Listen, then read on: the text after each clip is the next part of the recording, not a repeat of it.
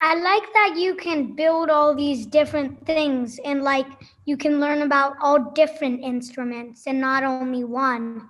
And you get to build, you get to create new things.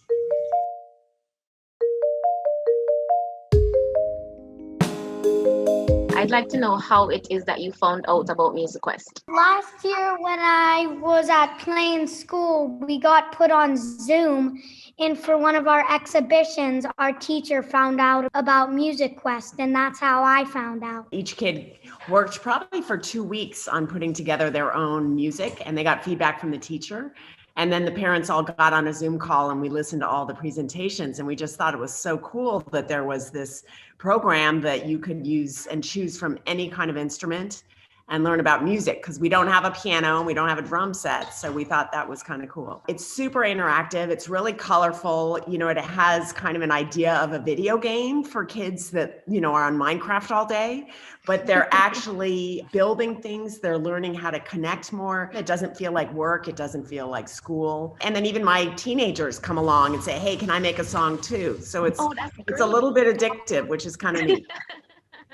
You, Janelle, have been absolutely fantastic. I mean, the knowledge you bring and the way you connect with kids is amazing. I like that you can build all these different things and like you can learn about all different instruments and not only one. I've learned all these different things like stacked chords and that thing you taught me last time where it's kind of like a staircase. The arpeggios, yes, definitely. Yeah. Okay, great. He definitely loves working on the drum part in our lessons. It's his favorite part, I think. And we came up with something new for the bass clef. Yeah. You did? Awesome. So that's going to be the first thing that we look into as we start our lesson for today. Last class, we talked about the names of the lines when the bass clef is being used, right? Mm-hmm. Do you remember the names of the lines?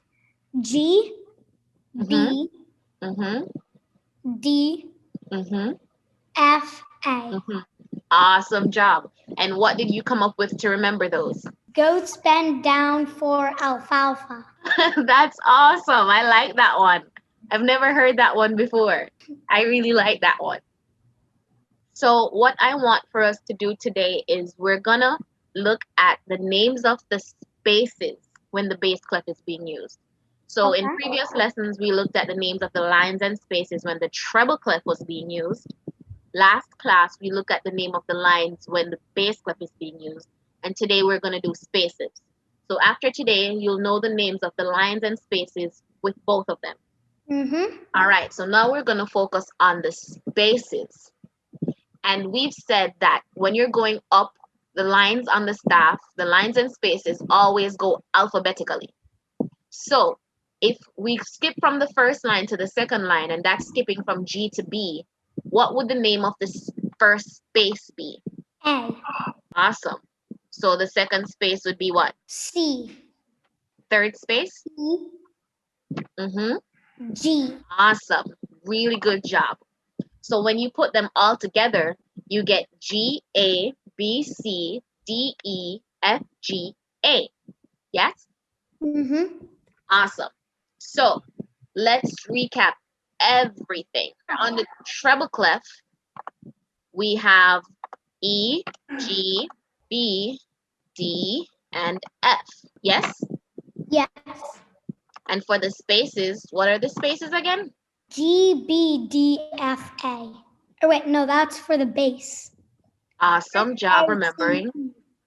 F, A, C, E.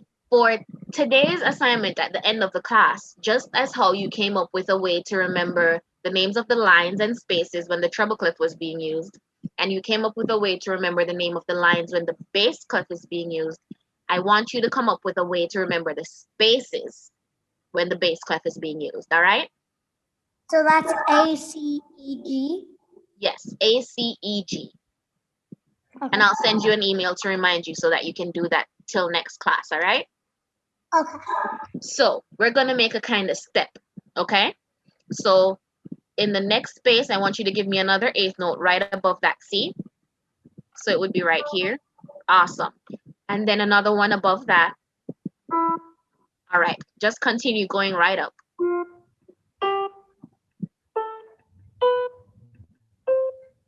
All right, awesome. Do you realize that in this bar, we have two C's? So there's one here, and Yes. there's one here. But do you realize that they have different sounds? They don't sound exactly the same. Mm-hmm. One is higher than one, right? Yeah, that makes it sound like higher. Okay, which one is higher? The one at the top or the one at the bottom? Top. One at the top. Awesome. So just as how you created a scale just there, you made a step going up. When you put pitches together in a specific order, it's called a scale. Scale? Yes, but a musical scale. The musical scale is when you put a set of notes together or a set of pitches together in a specific order. Okay. Understand? Mm-hmm. What you actually created just there is a scale, and that is called the C major scale. So it's a C major scale? Yes, it's a C major scale because it starts on a C and it ends on a C. Got it? Got it. All right, awesome. So I want for us to continue in the next bar, but this time we're going to be going down. Okay. Mm-hmm. Ah. Wait, do I go one more? Yes, then play that.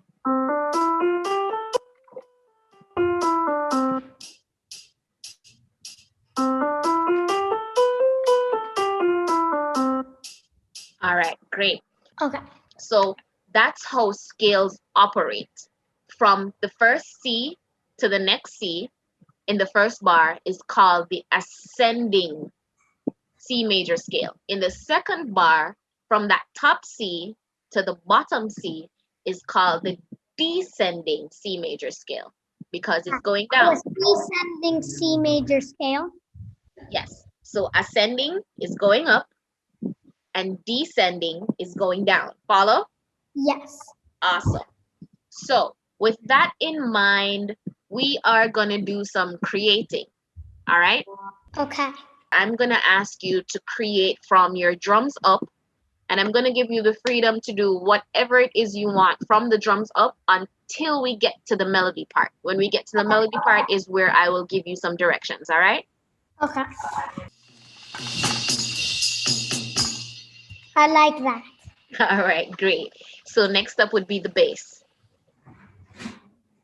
Bass, I'll use bass guitar. All right. Um, What kind of notes are you going to use for your bass part? I'm gonna use.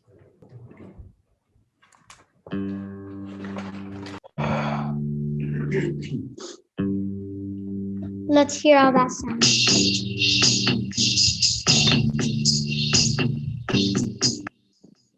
I like it.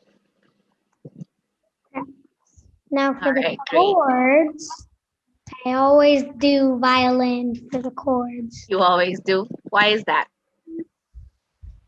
I don't know, I just think it sounds good. Okay, no problem. And what kind of chords are you making there? It's not the stacked chords. Awesome. Do you remember the Is that word? what that was called? Arpeggios. Arpeggios. Yes.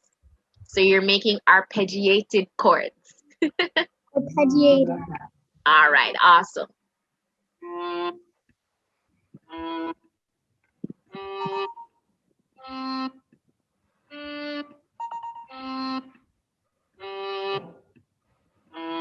Okay. Let me hear.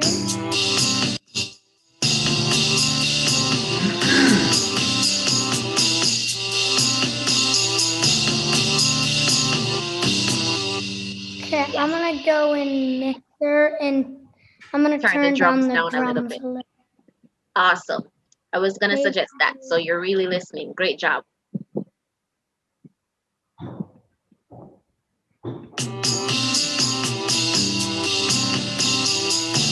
That Better, sounds yes? a lot better.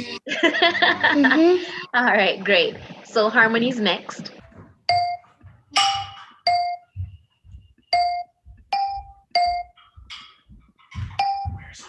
All right, so we're doing only eighth notes in the harmony.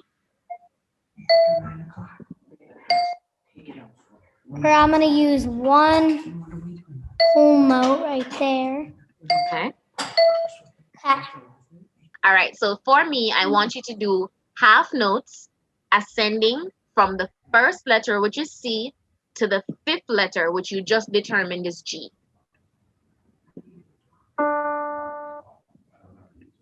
Is that a C? Oh, wait, I forgot. C is always right here. Awesome.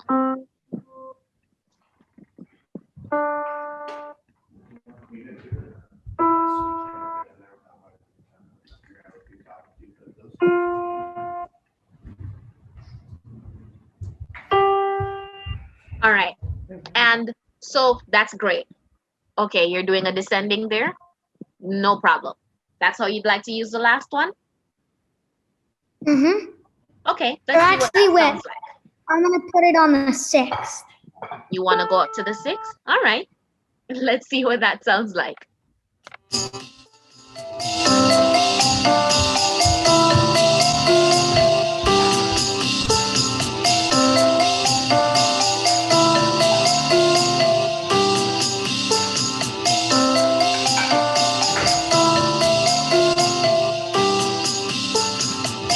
I think that sounds really good. Yes, it does sound really good. Nice job. Do you realize though that when you reach to the end, to that last note there, that's the A, it kind of feels like you want to keep going because it just doesn't sound like it's finished? Does it feel that way to you? Yeah. It does? All right, great. So that's one way that you know that you need to, what we call resolve the scale. And resolving the scale just means that you kind of need to finish it so that it sounds right. It doesn't sound so incomplete. All right. So I'm not saying we have to do that now. I just wanted to see if it felt that way to you, because it means you're a really true musician. You got the music in you, and that's awesome. All right. All right. So is there any question that you want to ask about what we've done today? No. Great. So I want you to tell me back in your own words. What is a pitch? A pitch is, say you have a C up here and a C down here. They sound different even though they're the same letter because one's higher and one's lower. Okay, awesome. So the pitch is the highness or the lowness of the sound. Yes? All right, awesome. So the next thing that we looked at was a scale. Do you remember what the scale is? The scale, was that when it was going like up and down and up and down? Definitely. So the scale is when you arrange a bunch of pitches in a specific order. Now you have different kinds of orders, but when you arrange them in one of those specific orders, then it's a scale, right? Yes. Awesome. So which scale is it that we focused on today? We focused on, okay, so the scale is going up and down. So did we focus on the ascending scale or? Yeah, we did work with an ascending scale and a descending scale. But let me tell you, when it comes on to major scales, which is the one that we did today, they're named based on the note that they start and end on. So we did the major C scale. All right, so it's C major scale. So you say the name first, the letter name first, and then the type of scale that it is, which is major, and then scale. So we focused today on the C major scale. Follow? We focused today on the C major scale. Awesome. So today's class, we did pitch, and we started on the C major scale. We've come to the end of our lesson. How are you feeling? Good. You're still feeling good? Awesome. Sounds good. Is there anything that wasn't clear to you today? Anything that you'd like for me to go over? Next class? Anything like that? No. We're all good? All right. Sounds awesome. So you can go ahead. Awesome. Save your song. What are we going to name this one?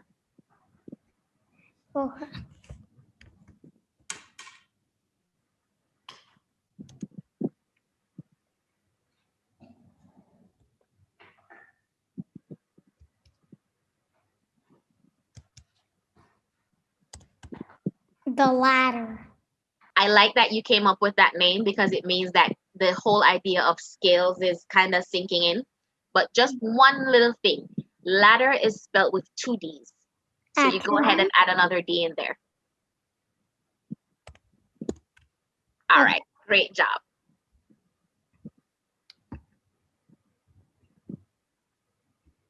All right, so that's it for our class. I will see you next week, and I'll go ahead and send that email to your mom right now so that you can have it to do your assignment. All right? Okay. All right, see you next week. See you next week. All right, bye-bye.